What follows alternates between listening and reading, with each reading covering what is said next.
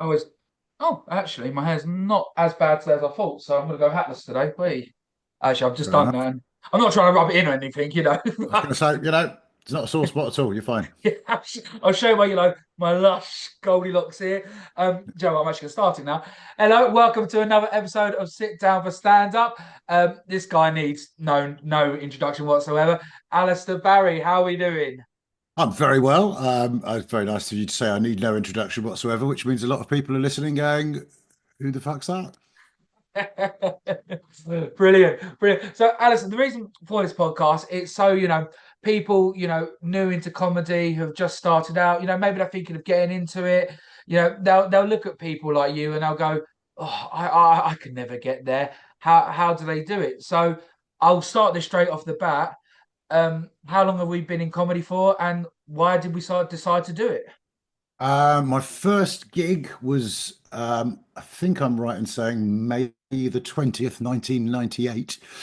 So a century ago. And I got into it because I'd come out of drama school, was trying to be an actor. Being an actor is a miserable profession. And it's very difficult to make a living. I'd done a couple of jobs, but nothing to even pay, the rent for a month, let alone as a sort of as a living. And I had a sort of day job very briefly selling basically it was basically glorified telesales. And it was in Old Street near the sadly departed Comedy Cafe. And I used to go to the new material, the new act night there on a Wednesday, which was a real rite of passage when I was starting.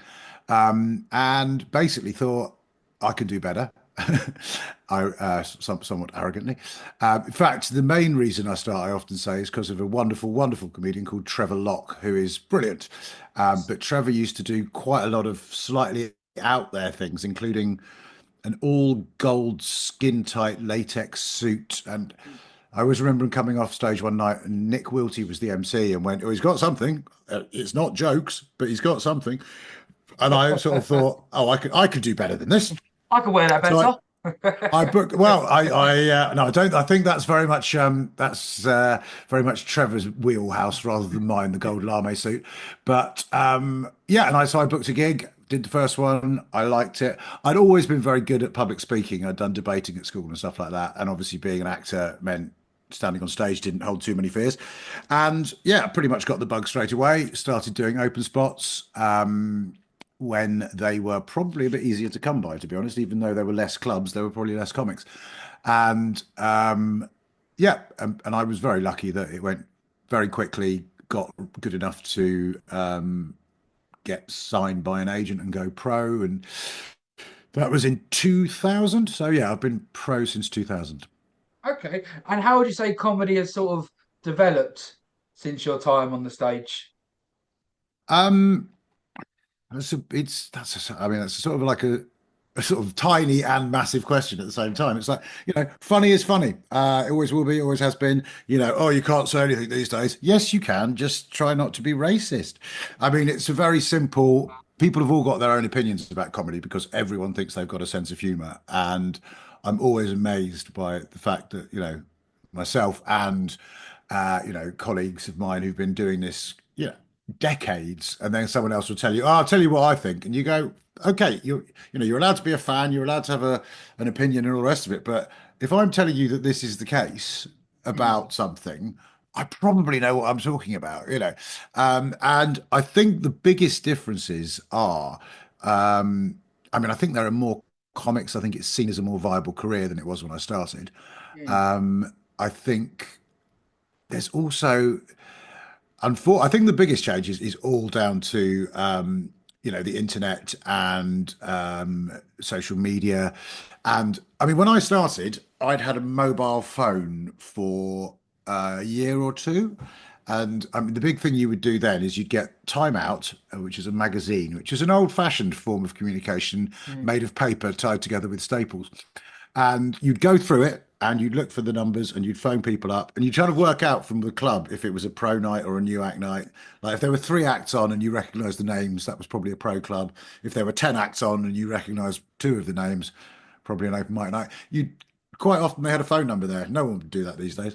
And Mm. you'd phone up and various levels. There's a place like there was a great club called the Chuckle Club, which would put open spots on, but trying to get progression there was next door to impossible. There was a lot of places like the Comedy Caf, the Cosmic Comedy, and a couple of others where you would do open spots, and there was a definite kind of progression to get a 10-minute and then maybe paid work. And I don't really think when I was starting, there was already a sort of split emerging between the open mic circuit and the pro circuit, and I think that's become massive. But there are also people now who've become best-selling comedians by bypassing the club circuit, which occasionally is a very good thing. Occasionally you get some very good comics doing that, but it's quite rare that you get to be really good without doing it. I mean, every now and then someone comes along like a Daniel Kitson or Laura Smith, someone who's just inherently very, very bloody funny, Mm. and just appears on stage as though, you know, you didn't even know the stage was missing them, but there they are. And but yeah, I mean, the amount of people who now think 100,000 followers on Instagram and a video telling someone they've got a shit shirt is the way forward is not, in my opinion, very good for comedy. And if you get to 100,000 followers, then you're probably doing all right. But even now, there's a lot of people who've got big followings who aren't getting huge tour sales because everyone's going on tour because the club circuit's financially stagnated, and people like me who still play the club circuit will do 2-3 gigs in a night, and we're not leaving that circuit anytime soon. So, who do you push out the way? So it's quite an interesting time with everything that's happening with it. But I do think that the standard of comedy, my mantra has always been go on that stage and be the best you can possibly be because everything else is outside your control. So with you touched on it with like Instagram, TikTok, people becoming famous over that doing regurgitated skits. I've seen people doing skits that I've seen Monty Python do, and they're just reformatting them to the 21st century.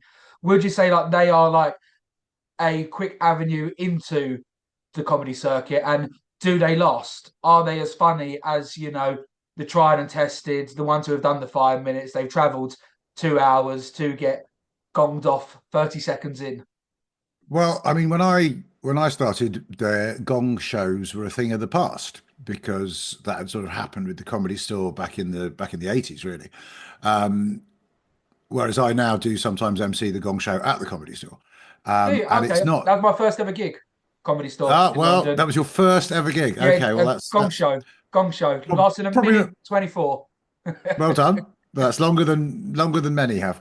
But I mean, it's a weird place to choose for your first gig, but obviously you don't know that until you have a bit of experience. I remember years ago doing Up the Creek on a Sunday, Mm. which is especially back then when Malcolm Hardy was still alive, was a sort of legendarily tough gig.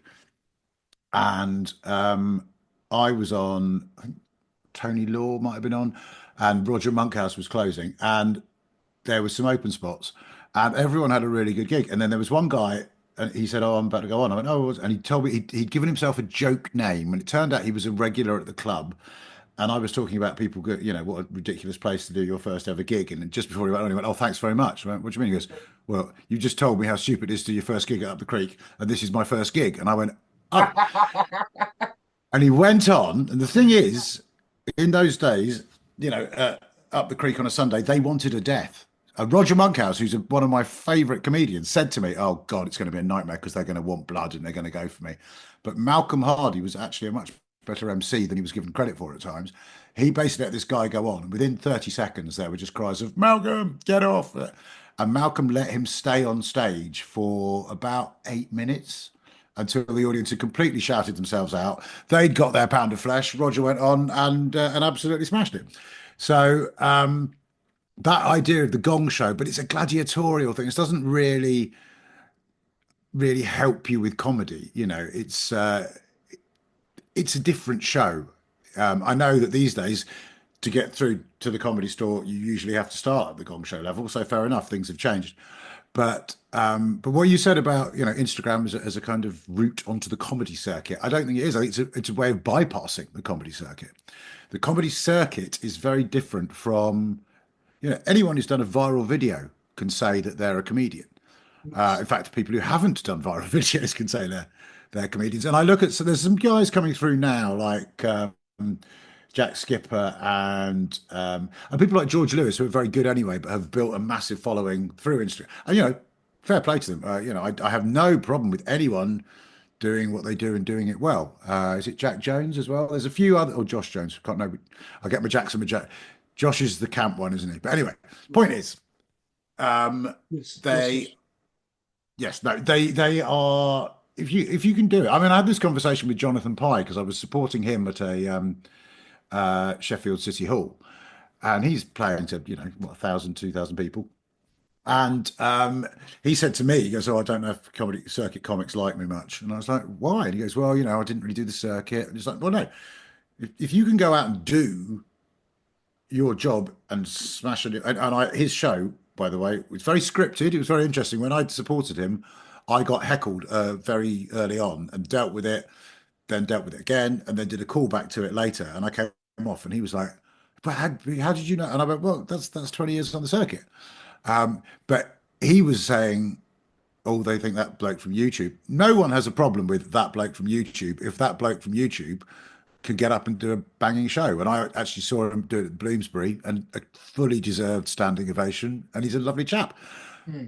If, on the other hand, you go, you've gone on there and I don't know, something fairly crude or whatever's tickled the algorithm's fancy, and you've got a few bits, then that's very different from being able to do stand up. And it's like, who's the first? Dapper laughs when it was half an hour of his tour show was half an hour of shit crowd work. Hmm. And there's quite a lot of that about because maybe because there's not a progression. When I started, open spots, tens, paid tens. And I mean, my first paid gig was my ninth gig. And I think that's pretty unusual these days. Yeah, that's phenomenal. Yeah, Yeah. the, So, I, but I mean, also I, I went pro. I'm 20 gigs in. I'm a very new comedian, but I'm I nobody would even look at me for a 10-minute free yet. Yeah. Well, if So you're only 20 gigs in, I mean, you haven't started no, no, with yeah, with the most best will milk's in the still round the world. mouth. Yeah, like Well, exactly. I mean, I remember very early days. One guy said to me, I was at an open mic night, and he said, "Oh, yeah, no, going on tonight to I'm doing the store next week." So, and I was a bit like, "Wow, he's doing the comedy store," and he goes, "Yeah, and 100 gigs in now." So, and there was this ludicrous idea that you need to do 100 gigs to get good. And this guy I'm speaking of, who shall remain nameless and is no longer on the circuit, he could have done 10,000 gigs and he was never going to get good. And I watched him do this sort of warm up for the comedy store and went, well, if that's what it takes to play the comedy store, I'm fucking laughing. It wasn't what it took to play the comedy store. He was just a dreadful act. hmm, But even so, I mean, the reason I got my first paid gig is someone saw me at an open mic night and went, "Do you MC?" And I went, "Yeah," with a level of kind of brazen confidence that you sometimes need, but that I don't always possess. And fun enough, that went quite well, and I got a lot of MCing work as a result of it, which I then had to sort of pull back on because if you get known as an MC, you just end up MCing the whole time. But yeah, the transition from unpaid work to paid work now, I think, is probably a lot harder. And there are, if you watch a lot of shows, and you also look at who some of the big agents are signing, they're not going to the comedy clubs to sign comedians. They're seeing, yeah, if I'm up for a job against someone and they've got 100,000 followers on Instagram, I've got seven and a half or something like that. And in the last year or so, I've had to make a real change to my social media. I did a tour that went very well, and I've started putting a lot more stuff out because you have to play that game. And if yes, you don't, you're going to get left behind. But even so, as I mean, I did a show recently on a very well-known broadcast platform. They didn't want me because they'd never heard of me. It went very, very well. I was featured on all the episodes, etc., etc., etc. You come back to what I said earlier about I wouldn't have been doing this for 25 years if I wasn't good at it. Mm. But 25 years experience versus 250,000 Instagram followers, they go with the 250,000 Instagram followers. And you can either moan about that or accept it and just get on with doing what you do. Do you find TikTok and Instagram can have a bit of a false ecosystem though? Like I've seen some of these out there with the 200, 300,000, but they're only getting about 12 likes per post. To So be honest, that's an area that, I mean, you've created this kind of hydra that eats itself. Half the adverts on Instagram are now for people telling you how to get more views on Instagram. And I'm a bit like, well, I might be able to get more views if there weren't adverts clogging it up telling me how to get more views. Um, I mean, I personally think TikTok is a bit of a busted flush. Partly because it really took off in lockdown, which was obviously a false kind of economy for yeah. it. Partly because I'm not quite sure what the Chinese government are doing, but I don't entirely trust them. For instance, I've got two kids with who are AUDHD, and I've been doing a bit of material about that recently. Some of those videos on Facebook and Instagram, particularly, have taken off massively and got like 2 million, 3 million views. Mm. And on TikTok, nowhere near.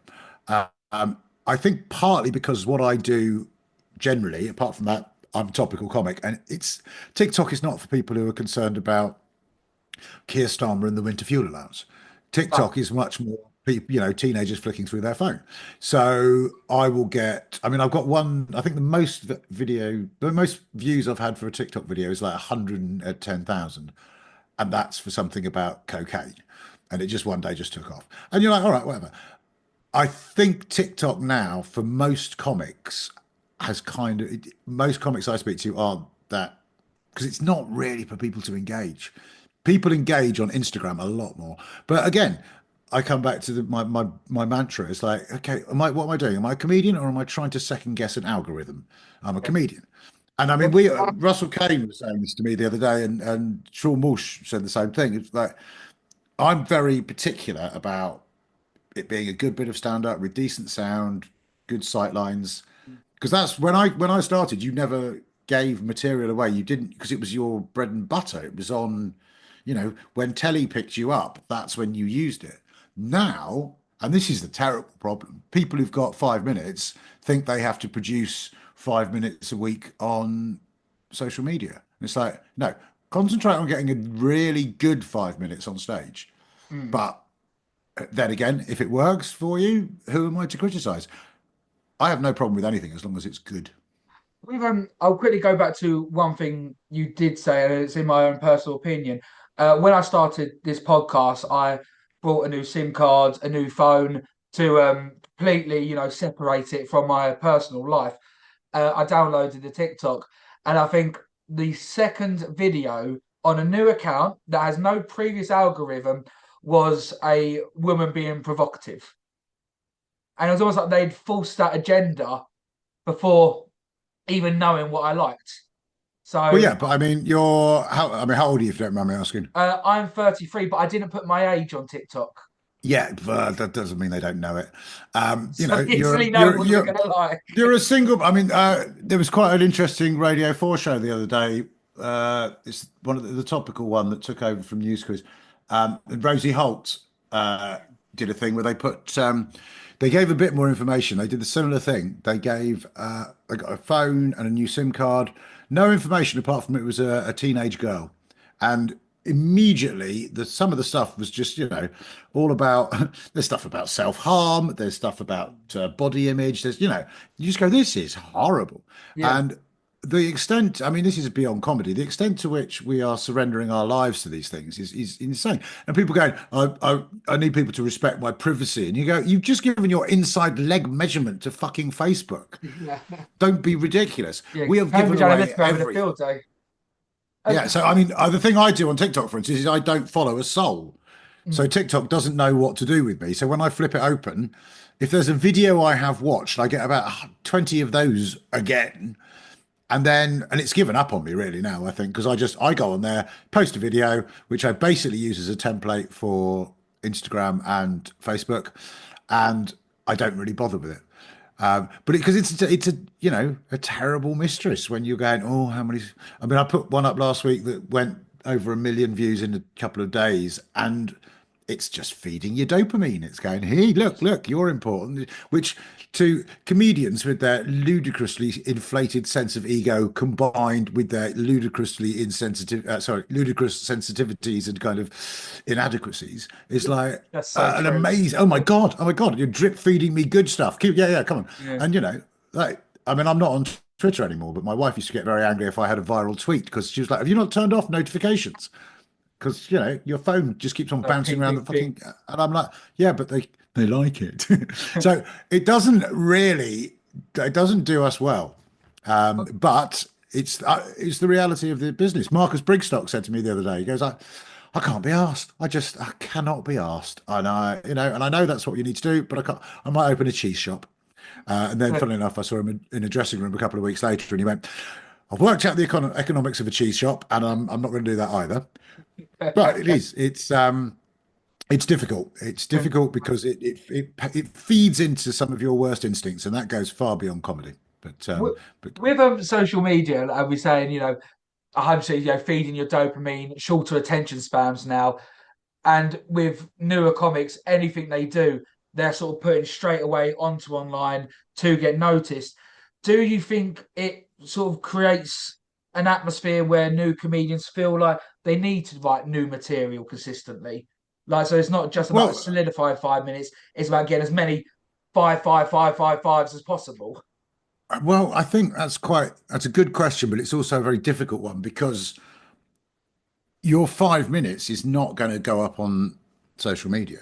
I mean, I did a clip the other day that was, I've never been a one-liner guy. I mean, I've written them, Yeah. but to me, part of the joy of a routine is going on a journey and callbacks and all that sort of stuff.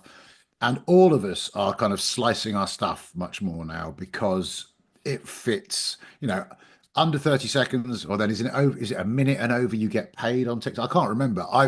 Anyone who starts running around following those, and there's some people who do it brilliantly, and you kind of go, all right, well done. But that's not why I got into it, kind of sitting down and working out which hashtag has the greatest reach and all the rest of it.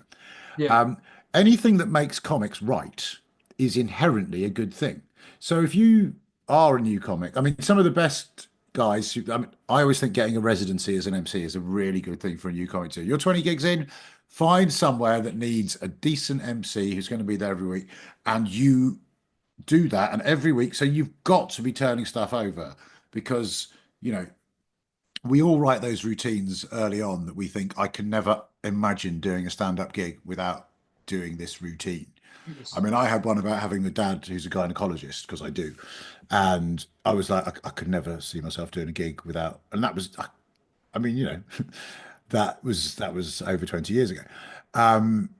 So anything that helps you turn over material, but the funny thing now, when you go to a new act night, and the problem I have, partly, why I'm maybe not the best person to interview on the podcast, is that I don't do very many new act shows these days. Used to be a lot more where if I do the store, for instance, then there's always a couple of open spots on the bill. Quite often people I know already because some people don't play there, etc. But the days of sort of getting to know everyone around the circuit have gone a long time ago because basically you're on a bill with all pros and there's not really space for it, which is another sad thing. I think it's always nice to have a new act. But the yeah, so I don't really know who's coming through or who goes where, but I think anything, as I say, anything that makes you right is going to be a really good thing. But it's not going to be what you do on stage. That's not your solid five. Do you know what I mean? Mm. Because Okay. the biggest leap in stand up is it's not from 5 minutes to 10 minutes. The biggest leap in stand up is from a 10-minute spot to a 20-minute spot. Because if you're doing five, you've probably got five that's all right, and then you build it up and you pad it out a bit. And we've all seen people kind of padding, going, no, that's not, you haven't got a 10 yet, that's five. Just because you've asked someone what they do for a living in the middle of Doing it crowd doesn't, work. yeah. Yeah. Well, I mean, crowd work is the great bane of the modern comics life because I do crowd work very well because I've been doing it a long time. but just doing it for the sake of doing it, and the whole kind of, what do you do? And they find out, oh right, okay. And what do you do? No, no, make a joke of it or don't do it. Um, Single member until you get someone you want a builder. oh, You go through a ball until I've you find your builder.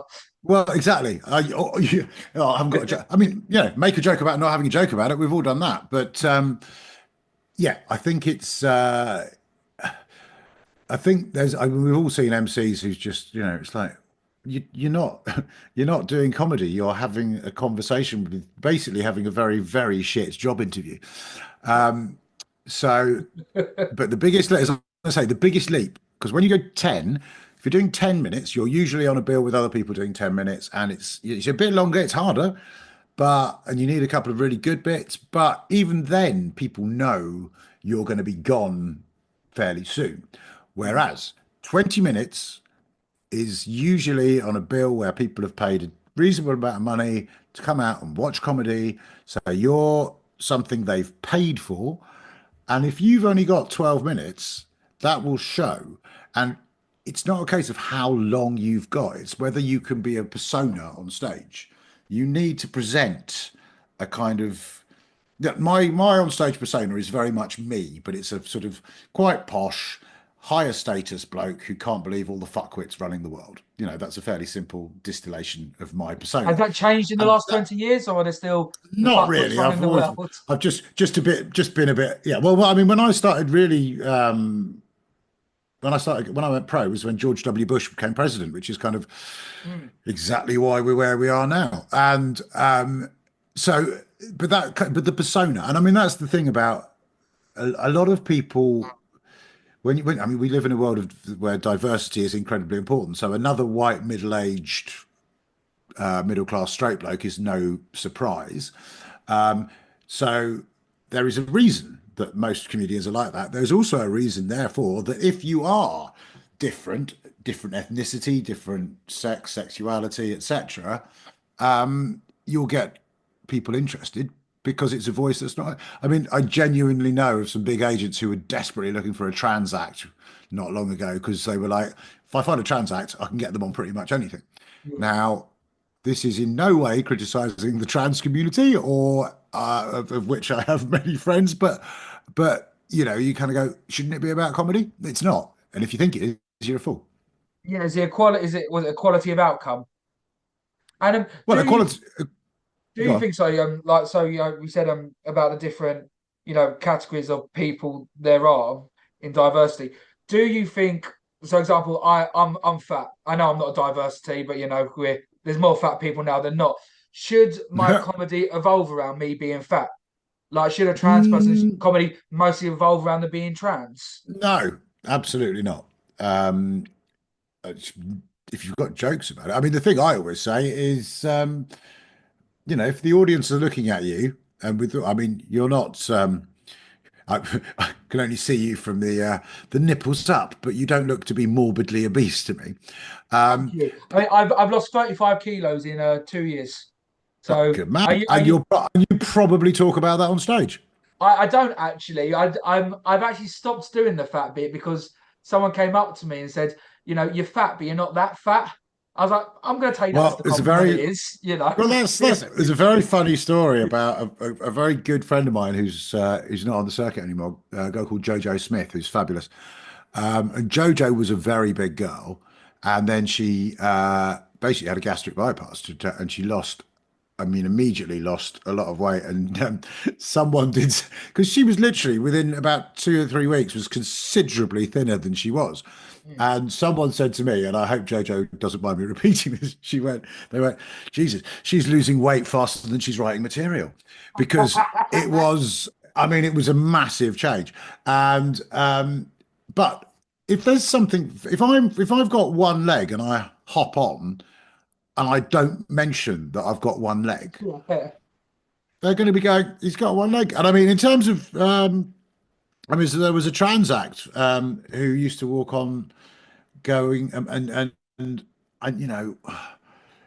it was relatively clear that they were trans and would go on about all right girls and it's a bit you could feel the audience going, "Oh, and that And when they did an Edinburgh show where they kind of the big reveal was that they were trans, and it was, and you know, you don't want to be rude or anything about anyone, but if the audience are thinking it, your part of comedy is surprise. And so it's very boring if all you do, like people talk about Rosie Jones a lot at the moment about and I mean the amount of people who go, she's not funny, right? It's nothing to do with her disability. It's just she's not. It's like no, you know what, she is funny. It's just you're trying to be. Uh, I'm actually. It's nothing. I don't see disability. Yes, you fucking do. You know, Yeah. let's be honest. Rosie is not as easy to understand as your average person. That doesn't make her not funny. It does put an obstacle in the way. But if you look back, there's you know, Francesca Martinez is a great example. That you know, Rosie was not the first cerebral palsy comic. And people are like, she's the first. She's a trailblazer. She might be a trailblazer. She wasn't the first. And you talk about it because if you don't talk about it, they're going to go. But the best example of that is Chris McCausland, who's always just been a brilliant comic who happens to be blind. And I mean, God, someone said to me the other day, they went, "Oh my God, don't you think he just pushes this blind angle a bit?" And I'm like, Chris has never. But the fact he managed to win Strictly Come Dancing without being able to fucking see, that's quite impressive. But he has never, I mean, to him, it's always been sort of something that's just there. And I think any comic that only has, you know, if all you've got is fat jokes, if all Rosie's got is cerebral palsy jokes, if all a black performer's got is black jokes, if all a gay performer's got is gay jokes, it gets very boring very quickly. Yeah. Yeah. 100. 100. I was talking about the it's like, oh, you're blind, you lucky bastard. Well, yeah, I mean, there's a similar story. My best mate, Hal Cruttenden, um, my wife got breast cancer about 10 years ago, and I wrote a show about it. And luckily, we just bought a house and had taken out life insurance. So we got a little bit of money, and she was having a double mastectomy. And yeah, this was in the show. So I phoned up Hal telling him what was going on, and he went, hang on, hang on. So you've been paid X number of £1,000. Your wife's getting new tits, and you've got a theme for your Edinburgh show. You lucky bastard! And obviously that went in the show. But yeah, there is. I mean, I would not be the first comic to say, "Oh God, if I decided to become trans, or if I chopped a leg off, or if I lost my sight, that would be yeah." Then they'd see me. But again, fuck that. Do the best comedy you can do, and Modern day we all talk Picasso. about. Well, yeah, but I mean, we all talk about where we're coming from, whether it's as a young bloke on 20 gigs who's lost 35 kilos, or if it's a bloke in his 50s who is, you know, got two young children. I mean, we all talk about our experience, but part of comedy is to make your lived experience interesting and funny to the audience. Would And you say if comedy's all you talk about is one thing, would you say comedy is a form of therapy for yourself? I don't know. I think that's always a bit overplayed. I think certainly you get to. I mean, my wife's always like, I know what I married because you know there aren't many jobs where you'll find your husband, you know, broadcasting your sex life to you know the airwaves of Radio 4. But is it therapy? I think there's an element to which, as with anything, talking about stuff is healthy. Shared experiences, and I mean, you know, having to send children. There's, I mean, there's that very weird kind of. There's that point where you go, "Am I? Should I be talking about this? Am I invading their privacy?" And then there's a bit of you going, "Well, that video's got 1.3 million likes, so that's quite good. I can tour that." And then you go, "Well, that's bad. You shouldn't be thinking like that's your children." And then you think, "Yeah, but it pays for their fucking socks." So Yeah. you know, there's levels of it. I think again, you know, is it therapy? So maybe, but so what? Is it funny? Mm. That's the thing, right? And if it's not funny, we've all seen the kind of, you know, the Edinburgh show at 40 minutes where people go and then they died, and you go, all right, well, whatever. It's like, is there a reason you're telling me they died, and is it going to be comedic? And I'm not saying that it doesn't work, but I am saying it's not therapy, it's comedy. Okay. Would you say, you such touched on it, would you say Edinburgh Fringe is still like the gateway for new comedians to get noticed? No, that's my shortest answer. No, no, not at all. It really isn't. The industry doesn't go up anymore. The press don't go up anymore. I think it's a crying shame what's happened to Edinburgh. I haven't been up since last time I went up was I did 3 years running, 21, 22, 23, which was very interesting because I did uh 21 I did a short run that was basically because I'd accidentally written a show during lockdown without meaning to, and then thought, oh, fuck it, I'll go up. And it was great because there was about 8 shows on that year. I was sold out every show, lovely. But I only did, I think I did 8 performances. So the next year I did a full run and it was very interesting. I think there's probably a bit of hangover from COVID, but I make money in Edinburgh and I made 50% in 22. I made 50% of what I made in 2018. And that was with a show that was both shows were very, very well received, as you say. Um, so when I went back in 23, I did a 2 week run, just under 2 weeks. And that was basically as a sort of to try and get a tour show together, which it did brilliantly. And as a result, I toured off the back of it. It was fine. We filmed it at the Comedy Store, which went really, really well. So, now this is another thing about how comedy develops. I've now got 2 recorded specials to my name. Now, when I started, if you'd done 2 recorded specials, you were a massive act. Mm. I'm a very happy pro comic, but I am not by any stretch of the imagination a massive act. But that's the Jafar spread of only did three, technology. didn't he? Yeah, and 2 of those are the 2 of the best, especially one actually. Yeah, one of Sunset them is probably Boulevards. the best. Is Sunset the Boulevard? one with the red shirt is the probably the best stand-up film of all time. So 1 out of 3. So I've got one more go, but I think. But the point about Edinburgh is it's so ludicrously expensive, and the way the Fringe Mhm. Society they just don't get it. Um, and that model has moved on, and they've tried to embrace TikTok and social media, and a lot of the social media guys are getting, good. But you're going up, and I'm not. The thing is, that's the thing about Edinburgh is I love Edinburgh. I first went as a student actor over 30 years ago. Um, and I think it's desperately sad that there's a younger generation who are not going to experience it as a kind of madcap student running around the Fringe bar. Anything could happen, kind of. I kind of started doing stand up there when it had already become quite corporate, and I went up with Off the Curb the first 2 times, who were one of the big agencies who turned it into that. Mm.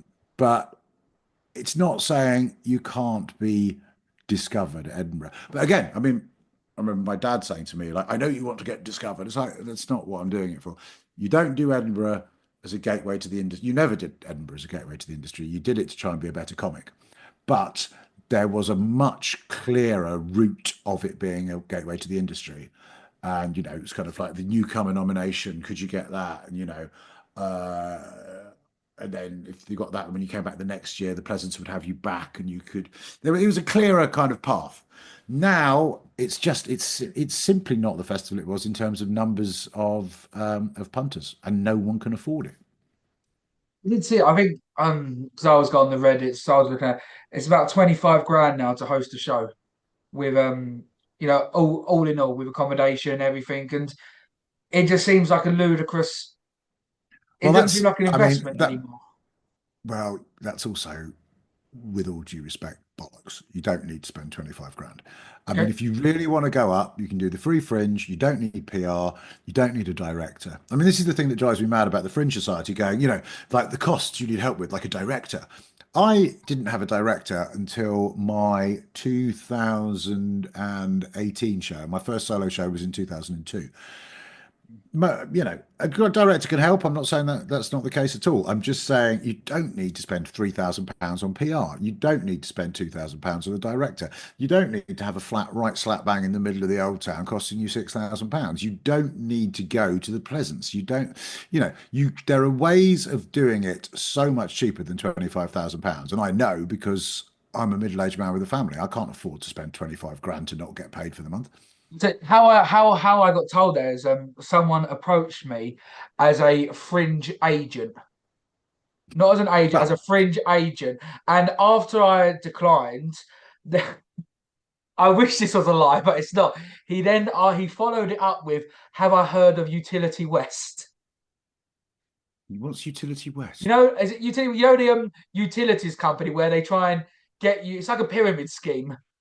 Utility Warehouse. Utility warehouse. Sorry, yeah, that was his Well, follow-up do you know what? question. Utility warehouse, I would actually slightly disagree with that. I'm not entirely a pyramid scheme because they actually put all your utilities under one. I've got utility warehouse and actually I save money on it. My mum's But, got it. but, but, but yes, someone who follows up that with that is that's a very different conversation. But no, Yeah, that's the hilarious. I've not heard that before, but that is. I mean, a fringe agent, right? So you're saying this costs 25 grand. If you're an agent, you're taking 15% commission. So we're already talking about 4 grand of that is for you. So no, fuck off. Um, there are always, I mean, I think was it Sarah Pascoe was saying when she was getting bigger and bigger, and they wanted to move her into a much bigger room, and she did the maths and basically went, basically what it means is I walk away with the same money, and everyone else makes more money off me. Why should I do that? And the Edinburgh model is essentially broken, I think. But there are still ways of doing it. I may go back next year, but it depends on a number of things. And I also think the whole kind of, you know, whoever got nominated for the Perrier, the industry would circle round them, and then whoever got the Perrier would almost definitely get some sort of TV show, and that. It was a springboard, which is why Frank Skinner and Steve Coogan and the Footlights and Stephen Fry and all that lot, why they want it helped them on the ladder. Mm. I don't think that's the case now. I think you look at I mean, I find the award. I mean, it's horrifically ageist. They're terrified of the free fringe because they have no kind of input or control. Yes. But then, I got very exercised at a equity meeting a couple of years ago because they were like, the Fringe Society were there going, "We're helping out." I went, "You actually bought journalists up and paid for their accommodation with my money and not told them who they're going to review. I mean, why should I pay Yeah. for Brian Logan to go to the fucking Pleasance again?" And it was Yeah. that sort of thing that is insane. So, yeah, I love Edinburgh, and I'll never say I'm not going again. But the whole kind of premise for someone who is literally about as experienced as you can be at Edinburgh I mean, I've got to be very careful about what I would do. So, Mm. to someone who's never been, to try and understand, you might think it's perfectly normal to be approached by a fringe agent. It Yeah. isn't. Well, Um, I'd never heard of it before, and I did do some research on it, and what were they offering to do for you? basically they'd run your show, they'd get it recorded for you with state-of-the-art cameras and audio, and they said we'll put you in front of the right people, and right was all in capitals. Yeah, that's pure Ponzi scheme. By the way, I think I can hear my neighbour drilling behind me. So if that cuts through on the podcast, I can only apologise. Either that, or it's a fringe agent trying to find out how the real secret Yeah, work. they've heard you being negative about them. They're Yeah, coming if for you you. don't mind. No, but I mean that's such bollocks. Get the right people in to see you. I mean, again, another thing that's changed.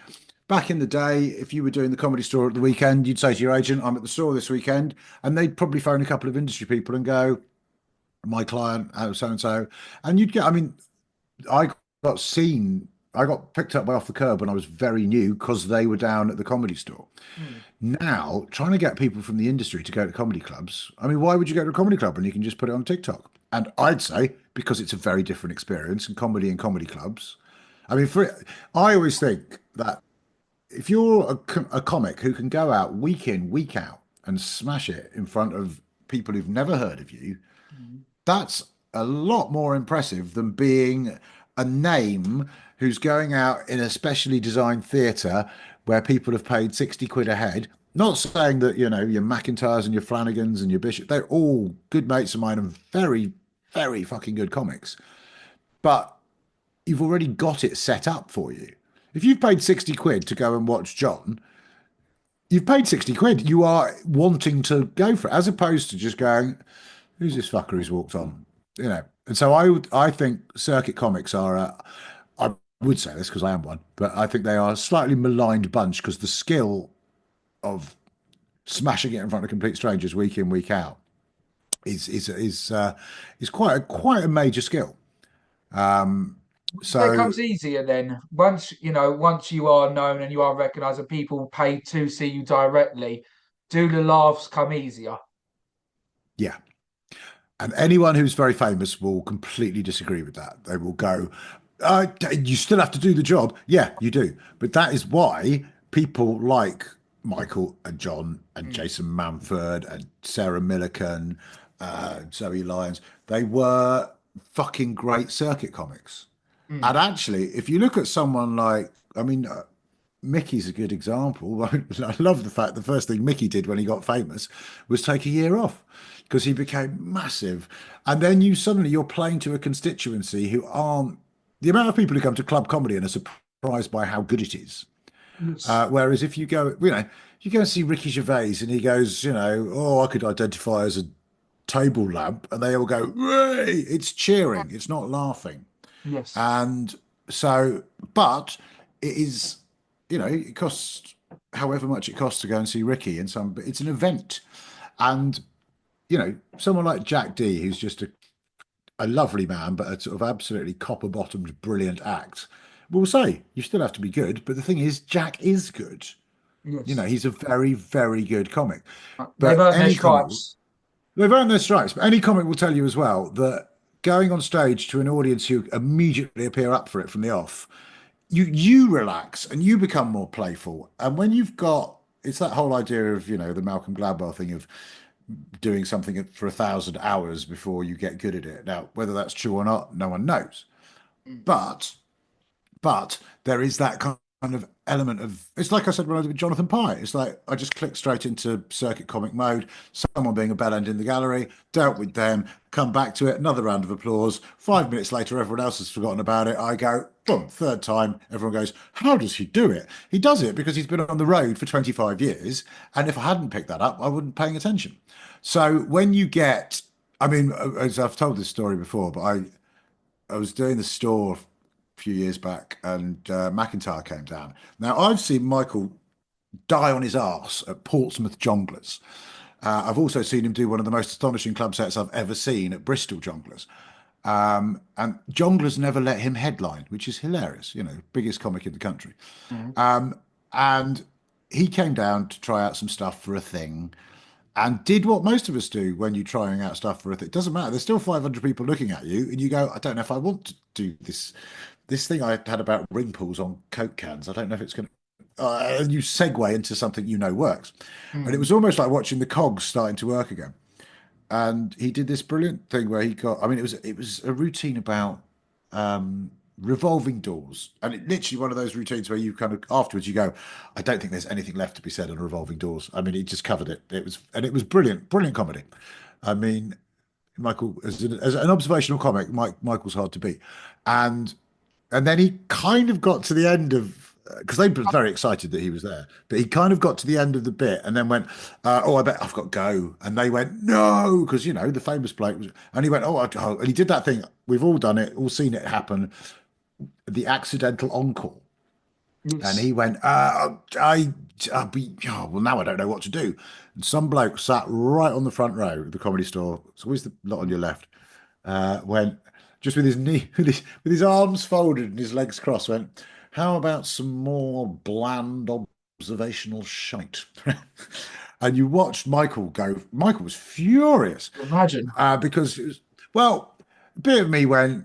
I mean, it was kind of funny, but I mean, I went on as MC afterwards and bollocked the bloke. Going, how fucking dare you? You just got to see the biggest comic in the country as an extra thing. Does an amazing routine. And you're, yeah, bland observation.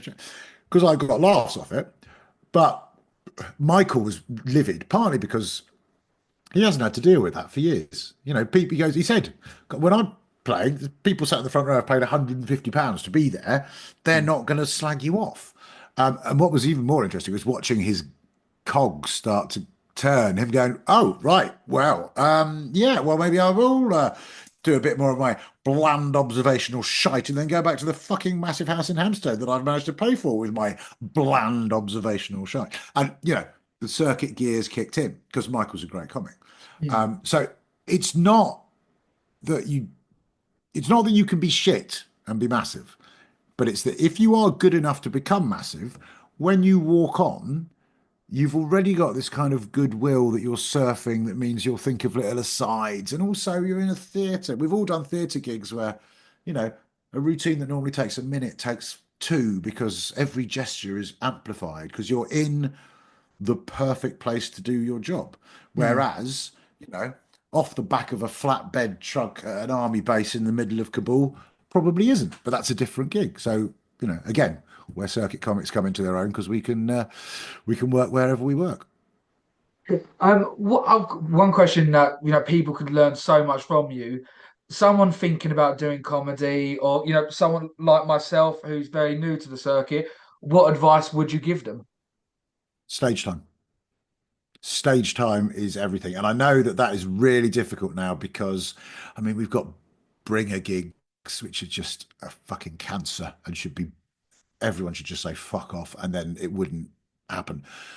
But, and also if you're just playing to your mates, it's not great. Setting up a night is hard and you're not going to make a profit, but do that rather than go to a bringer gig because the more, it's like I said about being an MC, more stage time you get, the more experience you get, the more. I mean, I do a lot of my writing on stage because I suddenly think of a kind of angle to a bit and go, we've all got bits we've been doing for, a couple of years. And then suddenly someone might say to you, what about that? And you go, oh, fucking hell. Or you might think of it because you've approached it at a different angle that night. So I know it's really difficult right now, but especially, I'm a middle-aged man with two young children. I cannot go out every night and, uh, you know, chip along to an open mic night. And I'm an established actor. If I phoned up an open mic night and said, "Can I go on?" they'd probably let me. Mm. So it's difficult if you're new, but if you don't have lots and lots of commitments, get out there every night and always try and write. I mean, really good advice in terms of writing is stuff like always record your gigs, listen back to them. Because I mean, I've got hundreds of gigs I've never listened to because I've been doing it so long. When I very first started, I used to write each set out beforehand, and that lasted about five gigs because not everyone, you just haven't got time. Mm. But basically, listening back to your material and working out what worked, what didn't. Also, just the act of listening means that you might suddenly think of a new angle on something. And it's also, I mean, I did a thing the other day. I had to go through about three or four sets. I was editing them for social media, and because I'd been going through three or four different sets on video, I had a gig that night, and I was on very good form because it's almost like I'd been to the gym. I'd been looking at Muscle what I memory. did. So well, yeah, muscle memory, and also that's again a bit like I said with famous people, you're just in the right place to kind of your creative juices are flowing in the right way. And we've all got, lovely little asides and things that we've only used once that we may forget and never use again. And then suddenly you might see it in a notebook a couple of months later and go, God, that worked. Why didn't I do that? And it might never work again. You might forget it. I'm sure that we've all got loads of bits we can't even remember doing. But if you are going back over your stuff, it will provide you with the kind of yeah. I mean, the gym is a really good analogy for it. Your gig fit. Okay. Okay. I mean, Alistair, that's been absolutely brilliant. Thank you ever so much for coming on. I mean, Absolute I know pleasure, the mate. viewers have learned. I've learned a lot as well. And yeah, thank you ever so much for coming on. And where are we gigging at the moment? I know you've got your tour coming up, haven't you? No, no, I haven't got a tour coming up at the moment. I've got I haven't toured since last year. I'll probably tour next year Okay. because at the moment I'm having not a fallow year as such, but I'm rebuilding my house and decided not to do Edinburgh, but I'll probably do Edinburgh next year and tour after that. So no, I'm doing a lot of a lot of circuit gigs. I'm very glad to say that the corporate circuit has improved slightly since COVID for the non-famous. A bit of radio, and yeah, follow me on the socials, as they say, and you will be able to find out if I'm performing anywhere near you. Super. Thank you ever so much, Alistair, and have a lovely day, evening, And you too, mate. post. You take care. So, I've got the last second.